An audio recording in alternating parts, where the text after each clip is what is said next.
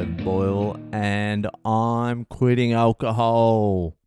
So the podcast came out late. I don't know what the fuck happened. I have it scheduled for 6 a.m. Eastern Standard Time, which is, I think it's like fucking New York. And it just didn't come out. I had a gig, came home, fell asleep, fucking wake up, and I've got a bunch of messages either asking if I'm dead or I'm on a bender. No, I just got fucked by the scheduling. But the podcast is up, and this one, I'll be keeping a fucking eye on this one. So I found out yesterday that my Nanna's house in New Zealand, Henderson, New Zealand, has been sold, and the fucking keys have already been handed over, and someone else is already living in it. My dad didn't want to jinx the sale or something, so he didn't fucking tell me. And now there's a fucking Indian living in my Nana's house. I kind of wanted to go back and just have one last look at the house. And I don't know how I feel about all that. It's fucking... When I sit down and think about it, it makes me very fucking depressed. Nana's place was like a constant. It was always there. And it was always fucking sweet.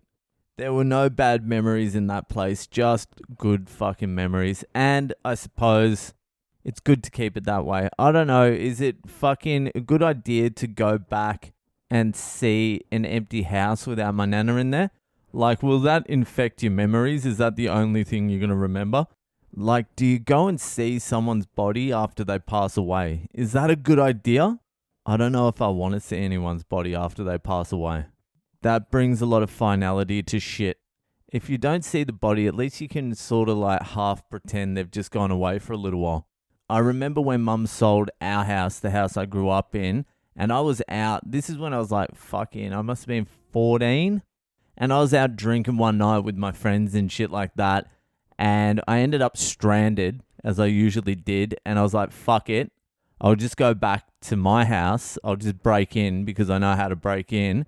And I'll just sleep in it. No one had moved in yet, but it had been sold. And I hadn't been back there for like, it must have been like 2 months or something. And when we left that house, we didn't really like clean it or take the shit. So all my clothes, all the beds were still in there and shit.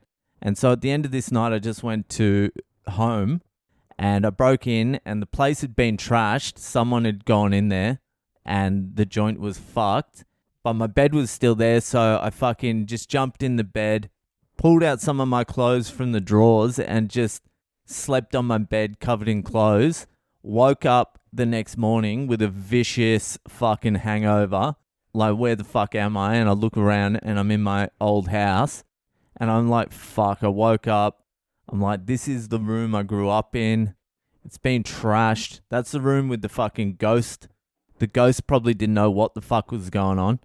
So then I walked out of my room and I walked around the house. I had a fucking look around the house. It'd been trashed. It felt like, I don't know, it was this real weird feeling because it was like, I don't know. This is where I spent my childhood, but there was something lifeless about it now. Like the house.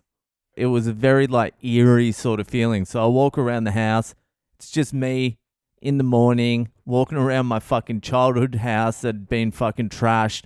I'm hungover as shit. I look around. I walk to the back of the house, look at my old backyard where I grew up playing fucking cricket out the back with my brother, throwing the ball, fucking building cubby houses, all that sort of shit. And then I came back into the kitchen and I had a look around and I was like, fuck, this is it. It's really over. I can never come back here again. This is the last time I'll ever see this place. I can never come back again. I knew that. I was still clinging to the idea that we were going to keep the house or something like that. I knew deep down we weren't, but like I was still fucking clinging to it. And so I was like, fucking, well, that part of my life is over. It's done. And I remember walking out of the house the last time and I was like trying not to cry. And then I walked out the door for the last time and I sort of fucking turned my back on that for good. It was very strange. I don't know if it was a good thing. I don't know if my little drunken stoner fucking 14-year-old brain really knew what was going on. But ever since then, I've never had a home.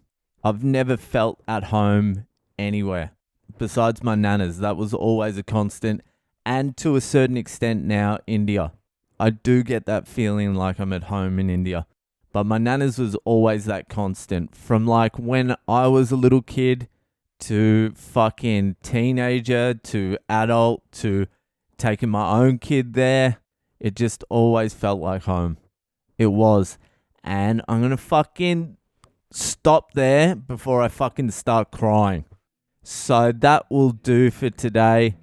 If you're enjoying the podcast, share it around.